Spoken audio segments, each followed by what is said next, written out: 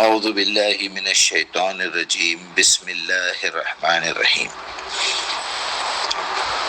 ایک ویڈیو ابھی میں نے اپلوڈ کیا ہے اور یہ ثابت کرنے کی کوشش کی ہے کہ زندگی انسان کی بہت چھوٹی ہے، جتنی ہم گزار چکے ہیں وہ گزر چکی ہے، پتہ نہیں آگے کتنی بچی بھی ہے، کتنے لمحے، کتنے منٹ، کتنے گھنٹے، کتنے دن ہمارے بچے ہوئے ہیں، کتنے مہینے یا کتنے سال باقی ہیں، جس کی کوئی گارنٹی نہیں ہے، اور اس کا علم اللہ سبحانہ وتعالیٰ نے کسی انسان کو بھی نہیں دیا، نہ کسی عام انسان کو دیا، نہ کسی خاص انسان کو دیا، یہاں تک کہ تمام انبیاء میں سے کسی کو بھی نہیں دیا کہ تمہیں کب واپس بلاؤں گا۔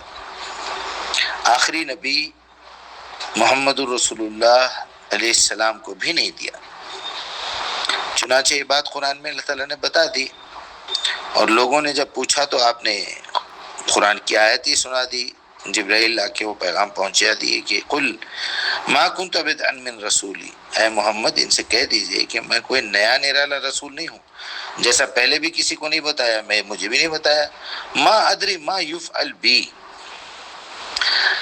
ویری نیکسٹ لمحے، نیکسٹ منٹ میں، نیکسٹ ڈے، ایک گھنٹے کے اندر کیا آگے میرے ساتھ ہونے والا ہے مجھے اس کی اطلاع نہیں ہے، ما ادری، میں نہیں جانتا، ما ادری ما یفعل بی ولا بکم، تمہارے ساتھ کیا ہونے والا ہے یہ بھی نہیں جانتا، مطلب علم غیب صرف اللہ کے پاس ہے۔ اور ان تبعوا ما یوحی الی، دیکھو مجھ پر جو وحی کی جاتی ہے میں صرف اس کی اتباع کرتا ہوں، اور ان تبعوا ما یوحی الی وما انا الا نذیر مبین، میں اس کے علاوہ کچھ بھی نہیں ہوں کہ لوگوں کو جہنم کے راستے کی طرف آگاہ کر کے بتاؤں کہ دیکھو کوشن لے لو، یہ راستہ جہنم میں جا رہا ہے، قرآن ہاتھ میں لے لو، غور و فکر کرو، پڑھو، سمجھو، عمل کرو، اس کی دعوت دینا مسلمانوں پہ بنیادی فریضہ ہے، نہیں کرو گے سیدھے جہنم میں جاؤ گے، تم کتنے بھی بڑے نیکوکار ہو۔ اور اگر دعوت کا کام کرتے کرتے اگر تم سے کوئی غلطی بھی ہو جائے تو اللہ سے معافی مانگو، اللہ معاف کرنے والا ہے، لیکن تم نے اصل ڈیوٹی جو تمہارے اوپر رکھی گئی تھی وما خلقت الجن والانس الا لیعبدون، تم نے اسی میں گڑبڑ کر دی۔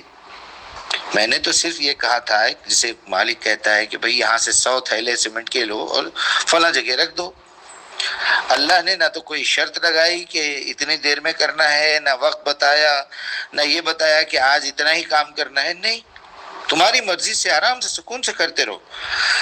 بہرحال یہ چند مثالیں ہیں، 3 منٹ ہونے والے ہیں، اب آپ اس کو قرآن کی روشنی میں آیات کے پروف کے ساتھ سورہ نمبر، آیت نمبر اور تاریخ کے حوالے سے، حقیقت کے اعتبار سے، پریکٹیکل لائف کے اعتبار سے ذرا اس کو ترتیب دیجئے آپ کی لائبریری سے۔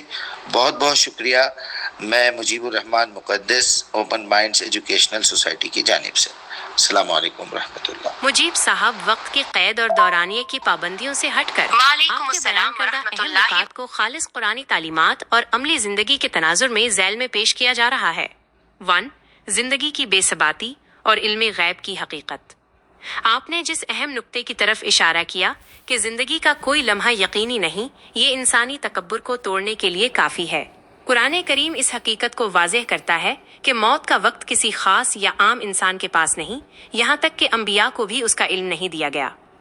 قرآنی دلیل، سورۃ الاحقاف آیت 9 میں اللہ تعالیٰ نے نبی کریم صلی اللہ علیہ وسلم کو حکم دیا کہ وہ صاف فرما دیں کہ مجھے نہیں معلوم کہ میرے ساتھ کل کیا ہوگا اور تمہارے ساتھ کیا ہوگا۔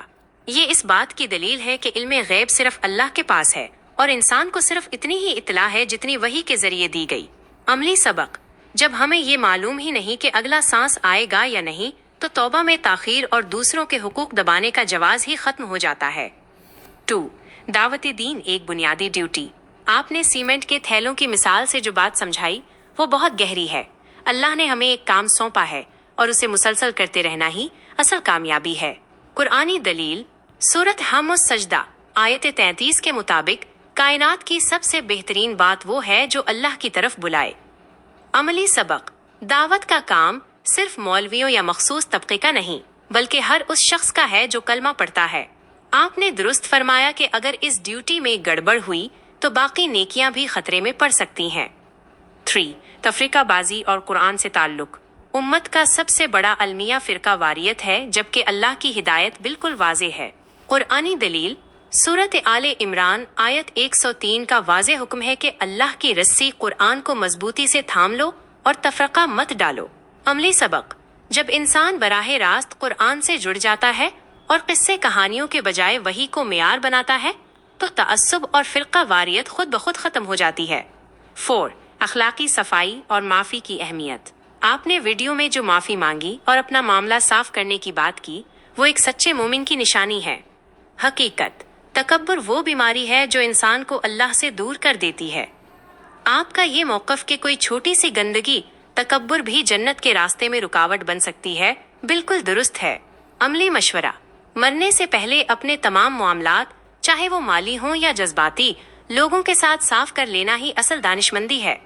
हासिल कलाम, आपका पैगाम ये है कि कुरान को खुद पढ़ें, समझें और इस पर गौर करें। दीन सीखने के लिए किसी खास सनद से ज्यादा तड़प और सच्चाई की जरूरत है। अपनी ड्यूटी दावत हक को बगैर किसी शर्त और वक्त के तयन के अंजाम देते रहें। अल्लाह तालीज़ आपकी इस तड़प और मेहनत को कबूल फरमाए और हमें कुरान की सही समझ अता करे। आमीन आमीन।